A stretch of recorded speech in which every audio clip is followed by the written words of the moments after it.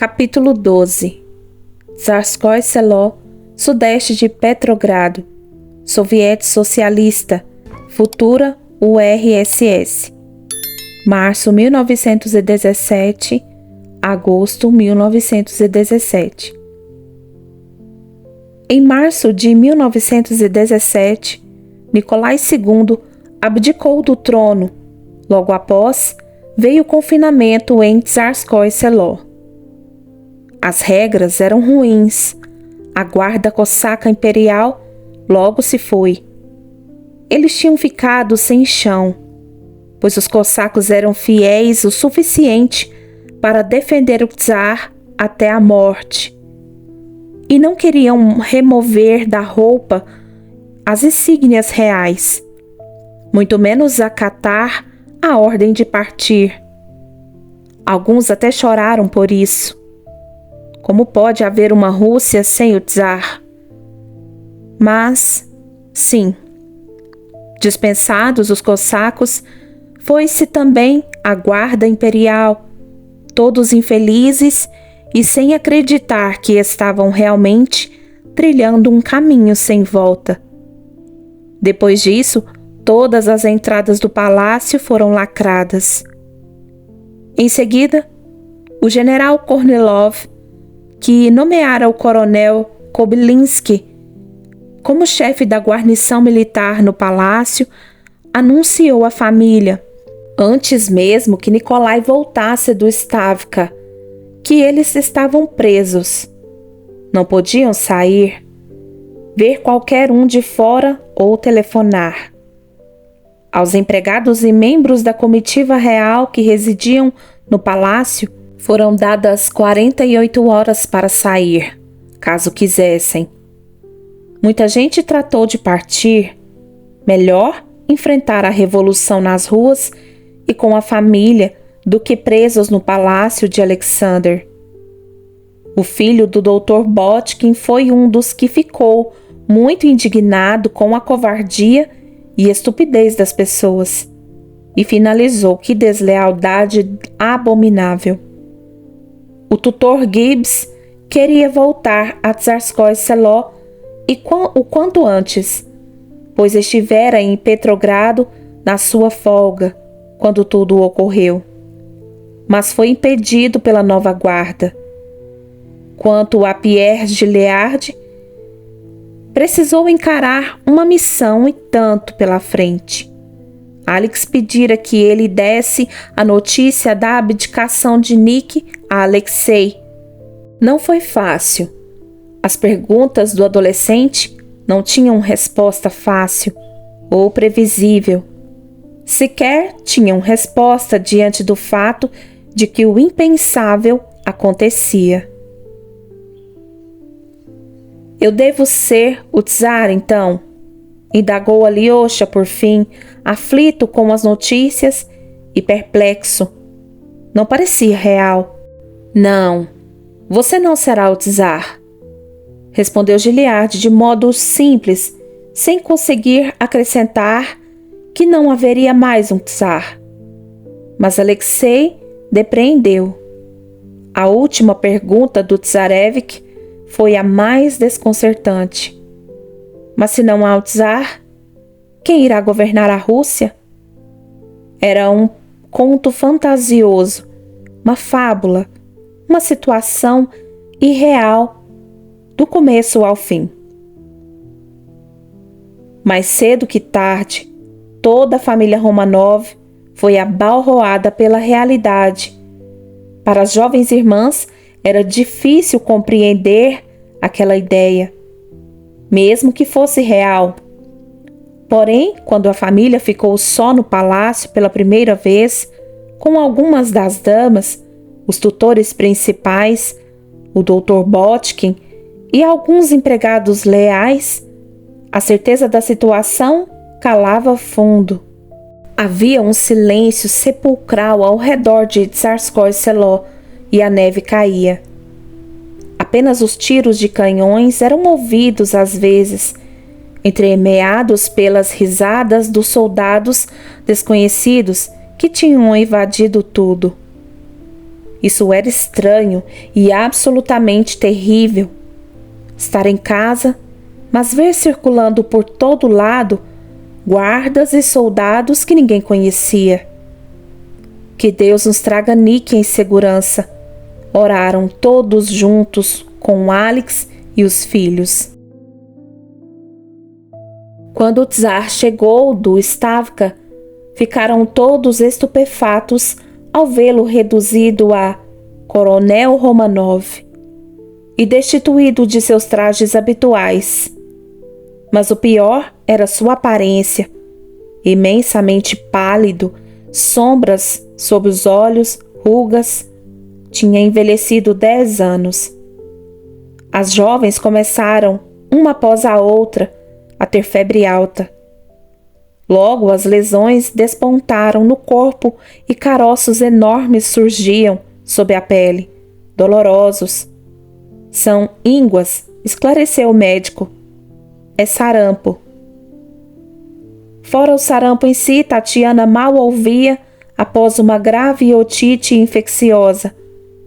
Foi com um suspiro de alívio que viram o pai entrar no quarto.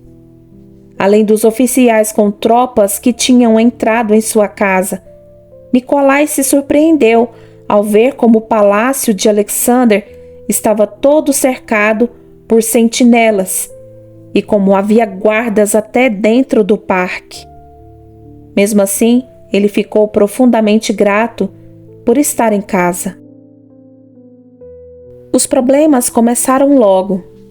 O czar descobriu que até seus hábitos mais simples seriam negados, como as caminhadas longas pelo parque de Alexander. Então, para passar o tempo com frequência, ele se dedicava a algum tipo de serviço braçal na pequena parte externa, onde era permitido estar. Quebrava o gelo dos canais e limpava a neve. A maior parte dos soldados o ridicularizava, chamando-o apenas de Nikolai Romanov. Às vezes, exalavam fumaça de cigarro em sua face ou o puxavam pela roupa. Aparentemente, Nick, se não fosse de todo indiferente, não reagia a tais insultos. Aquilo não o atingia de verdade.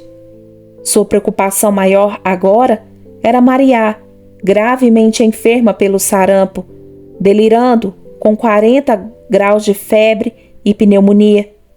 O Dr. Botkin cuidava dela sem descanso. Depois foi Anastácia que piorou o quadro de sarampo e, como Ania, teve uma otite tão feia que precisou ter os tímpanos perfurados para aliviar a dor e a pressão. Estava quase surda. Foi com impaciência que as duas irmãs ficaram deitadas sem reclamar por semanas. Vencido finalmente o sarampo e suas complicações, foi o cabelo das moças que não resistiu. Caía tanto que resolveram raspá-lo de vez. Com o passar das semanas, a família cogitava onde lhe seria permitido morar. Na Finlândia, talvez? Na Inglaterra? O embaixador britânico subia pelas paredes. Não me darei por satisfeito enquanto não os vir, todos eles fora da Rússia. De fato, houvera um convite de asilo feito por George V.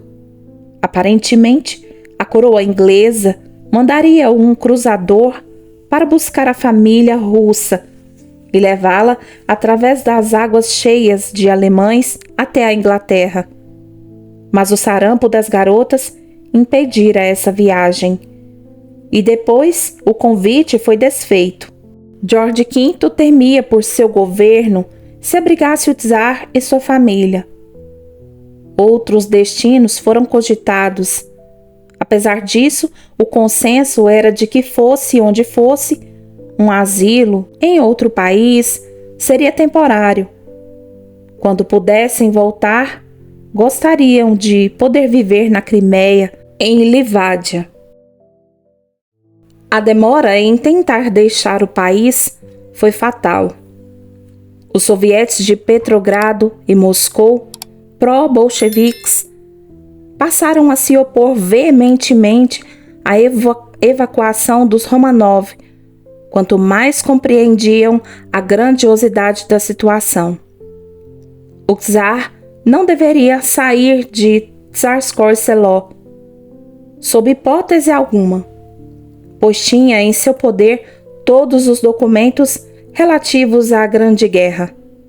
Além disso, havia a fortuna incalculável dos Romanov, que não podia ser violada por qualquer um.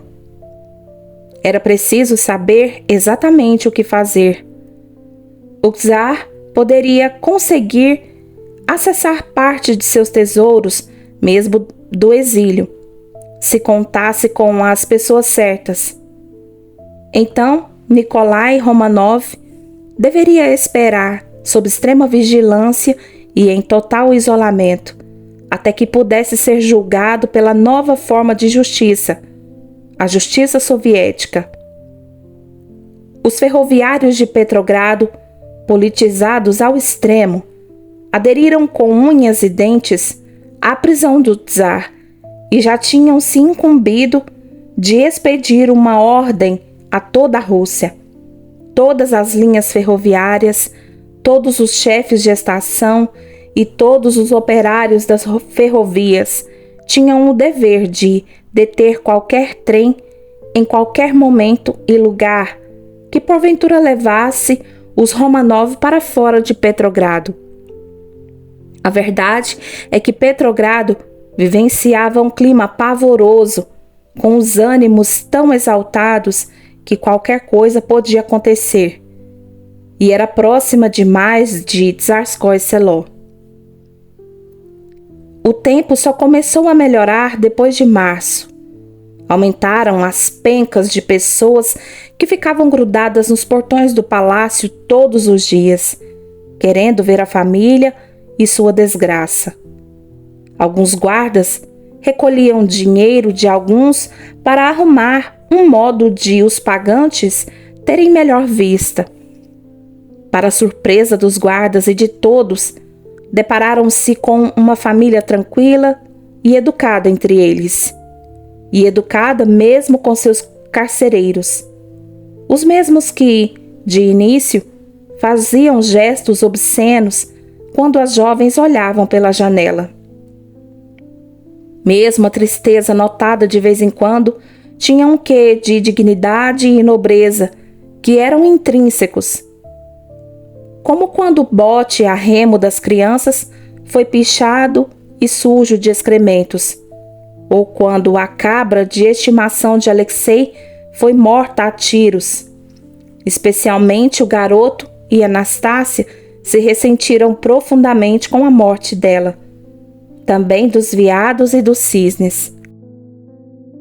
Apenas o serviço religioso era permitido, sempre falado em russo e só com a presença de guardas.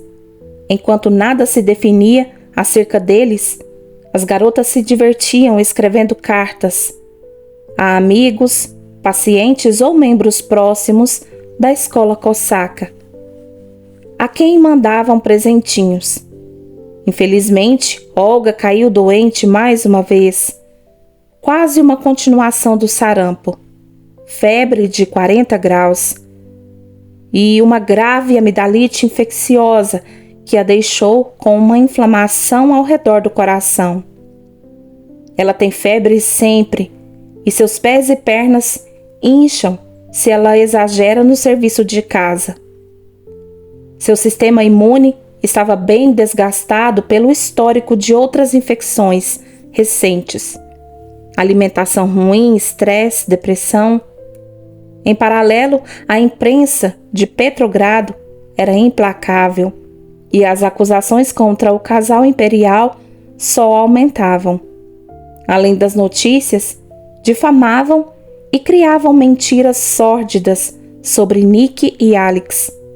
Não pouparam nem as meninas e Alexei. Chegou a Páscoa. O padre tinha conseguido permissão para morar no palácio e oficiava todos os serviços. Os 5 filhos do czar se confessaram na Sexta-feira Santa. Olga ainda estava de cama e Maria precisava da cadeira de rodas.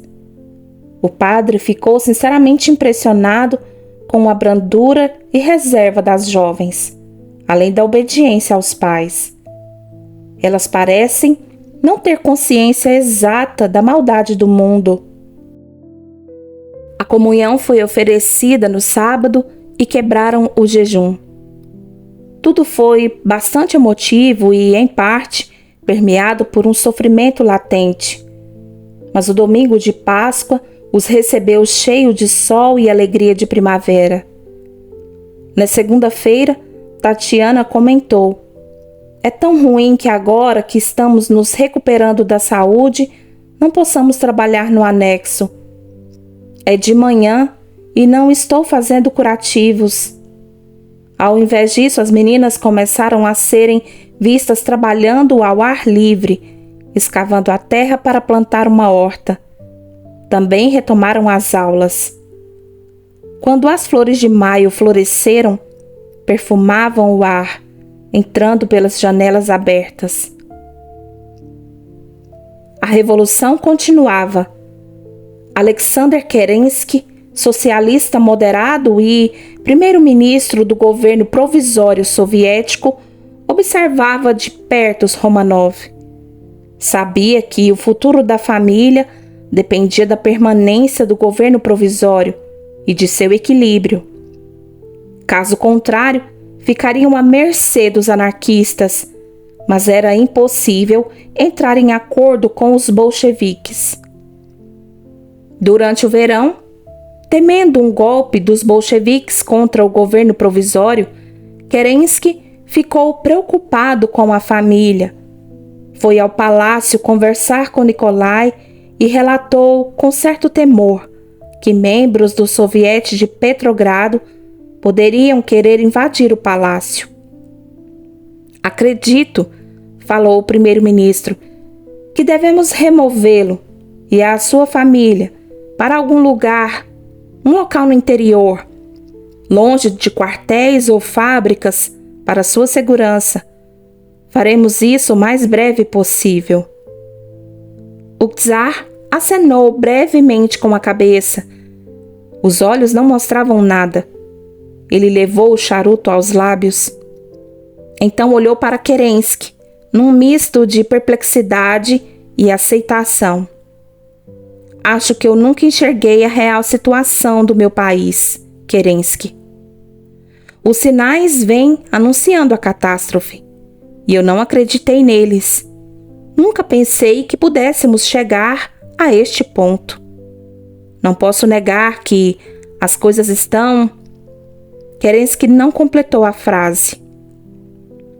Ele realmente lamentava pela família imperial, mesmo sabendo que a forma de governo precisava mudar. Tinha aprendido a gostar do czar. O que ele pudesse fazer para protegê-los o faria. Tinha que retirá-los de Tsarskoye Selo. Depois, só restava presenciar os últimos suspiros da Rússia. Kerensky se despediu, batendo continência. "Manterei contato, senhor. Fique preparado." Aquilo reacendeu a chama na família. Poderia talvez seguir para o sul? Para a Crimeia? Kerensky, contudo, sabia que essa possibilidade estava fora de questão. Era impossível. Como atravessar a família Romanov secretamente para o sul, de trem, passando pelas inúmeras cidades industriais e superpolitizadas? Mas a interferência ia acontecer. Um dia, as Grã-Princesas e o Tsarevich foram instruídos a arrumar sua bagagem. Os pais já estavam fazendo o mesmo, assim como os integrantes que iriam acompanhá-los na comitiva. Houve muitas coisas que foram destruídas, documentos, diários e fotografias. Mas havia outras que não queriam deixar para trás. Quando veio a resposta definitiva sobre seu destino, ela caiu como uma bomba. Não iriam para o sul, para a Crimeia? Não. A família iria para o leste. Mas o leste era muito vago. Onde, então? Nikolai insistiu com Kerensky, que era o mediador de tudo, pois havia muitos territórios selvagens e perigosos nas estepes e florestas do leste. E as instruções enfáticas foram para que todos levassem roupas quentes e mais nenhuma outra informação. Nikolai estava muito preocupado com a segurança dos 5 filhos e da esposa, sem falar na pequena comitiva leal que os acompanharia. Ele preferia se entregar e ser preso e ser julgado se isso poupasse sua família. Só queria que eles fossem deixados em paz. Mas nenhum de seus entes queridos queria saber de ouvir tais bobagens. Como disseram, pondo fim no assunto. Tatiana e Alex, os outros, lhes fizeram coro e Nikolai suspirou. Ah, meu Deus! Agosto de 1917. A bagagem parecia esquisita, lotando o salão de recepção do primeiro andar. E a noite de verão estava escura demais. Impressão ou realidade, Anastácia não sabia ao certo. As coisas deles deveriam ser postas nos caminhões que tinham furtivamente entrado em Tsarskoye Selo no fim da tarde. Dali iria para o trem. Quanto ao embarque da família, deveria começar por volta de meia-noite, com os caminhões já cheios. Mas o trem que vinha de Petrogrado estava muito atrasado. Anastácia se lembra de ter chorado com as irmãs de pura tensão e medo. Estavam deixando seu lar. Como saber quando poderiam voltar, se é que poderiam um dia? Aquele lugar já não mais lhes pertencia. O Dr. Botkin precisou administrar gotas de valeriana para as jovens diversas vezes. Ele se condoía por causa delas, tendo já passado por tanta coisa durante a Grande Guerra da Europa e tanta coisa na vida, mesmo sendo tão jovens. As lágrimas eram justificadas e de modo algum queria dizer falta de coragem. A enormidade da situação teria derrubado pessoas muito mais velhas e mais vividas. Alex, embora não chorasse, espalhava nervosismo, pois não bastasse tudo aquilo, fora impedida de se despedir da maioria de suas damas e dos criados mais fiéis, um motivo de grande lamentação. Dr. Botkin lhe deu um calmante mais forte, ao qual ela já estava acostumada. Quanto a Alyosha, apenas se manteve muito quieto, conversou pouco, não fez perguntas. Há poucos dias completara 13 anos e o padre da família conduziu um Te-Deum na catedral particular em Tsarskoye Selo. A cerimônia emocionara a todos de modo inesperado. Os filhos pressentiam o que os pais não queriam dizer, que talvez aquele fosse o último serviço religioso realizado em casa. Diante da interminável demora do trem, Alyosha tentou se acomodar num canto do salão para dormir, mas era impossível conciliar o sono. Então, se sentou em uma caixa de madeira vazia, pálido, exausto, com seu cachorrinho Joy no colo. Joy e Órtipo iriam com eles. O patriarca da família caminhava pelo salão em penumbra, de um lado para outro.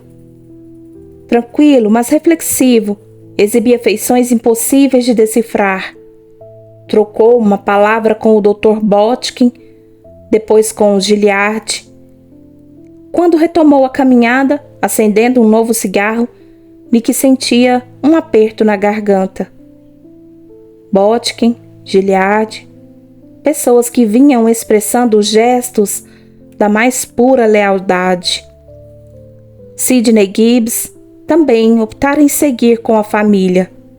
Ainda estava resolvendo problemas pendentes de última hora e não podia embarcar, mas viria encontrar-se com todos, onde quer que estivessem.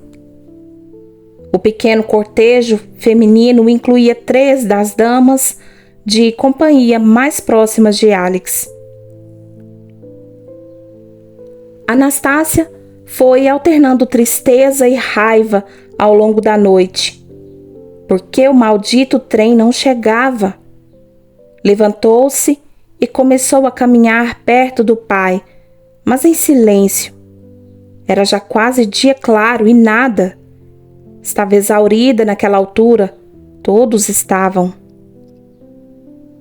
Uma sucessão de imprevistos, dúvidas, problemas e dificuldades atrasava o trem de última hora, demorando em atrelar os vagões e preparar o maquinário, o que parecia proposital, talvez por ordem de alguém. Os ferroviários que iam participar da empreitada estavam extremamente agitados e zumbiam como abelhas. Eram telefonemas de última hora, sussurros pelos cantos, altercações em salas fechadas. Os incumbidos de levar embora a família imperial tentavam informar-se de só Deus sabe o quê. Bem, eles ainda são a família imperial, pelo amor de Deus, não importa que digam o contrário. A verdade é que estavam com medo, muito medo, e querendo garantias. Se tudo desse errado, como ficava? De quem seria a culpa? Pois a carga era valiosa demais e todos sabiam que os Romanov não deveriam sair de Petrogrado. As altas cúpulas do governo provisório haviam permitido mesmo aquilo? Estavam realmente evacuando Nicolai II e sua família de Tsarskoye Selo, contrabandeando-os na surdina? Bem, precisavam ter mais do que coragem. Precisavam de um pouco de loucura também. 5 horas de atraso. E já sem a cobertura da escuridão noturna, o trem chegou, finalmente.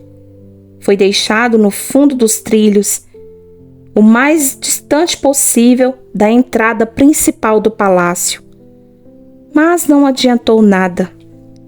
Pelo visto, correram rumores de que algo acontecia com a família imperial, porque as pessoas chegaram muito cedo, centenas delas, assomando diante dos portões do palácio de Alexander. Uma multidão furiosa que berrava coisas contra o czar. Era inimaginável. A rua estava completamente cercada por soldados armados que se perfilavam desde o palácio até a estação. Única barreira entre a família e o povo. Se a ideia dos revolucionários era tirá-los de casa sem algazarra na calada da noite, estava tudo arruinado. As pessoas que tinham vindo buscar a família na porta de casa ficaram paralisadas com tal explosão de ira da parte dos manifestantes. Foi a guarda palaciana que precisou intervir para que não derrubassem os portões e invadissem a propriedade. Ao sair, Anastácia se colocou rapidamente atrás do pai, em parte pela preocupação de que ele levasse um tiro ali mesmo, em parte pela infusão súbita de adrenalina. Ela saiu do salão, olhando corajosamente para a frente. Tomadas pela perplexidade, suas irmãs pareciam temerosas, mas todas também marcharam. Foi muito assustador. Por fim, eles atravessaram todo o caminho até o último vagão. Papa, indagou Anastácia com o rosto pálido. Por que há tantos seguranças nesse trem? Parecia que eles estavam indo para o fronte de guerra. Não querem percalços, foi tudo o que Nikolai respondeu, acariciando o rosto da filha. Olhou-a nos olhos. A carga é preciosa demais. Anastácia se encaminhou para o seu lugar, ainda mais lívida. Carga. Eles eram a carga. Nick, de pronto, após ver a família se acomodando nas poltronas, insistiu em passar até o comandante que levaria o comboio. Para onde esse trem está indo? Perguntou. Nem mesmo o comandante sabia qual era o destino. Explicou assoberbado com tanta confusão que eles deveriam estar preparados para uma viagem de 5 dias. Aquilo elucidou muita coisa. O czar sentiu o suor frio porejando nas mãos, na fronte, no pescoço. Ele inspirou forte pelo nariz e seu coração lamentou tanto por seus filhos. Não era justo que levassem a ele e a Alex, mas não seus filhos. Uma viagem de trem que levasse 5 dias estava indo em direção à Sibéria.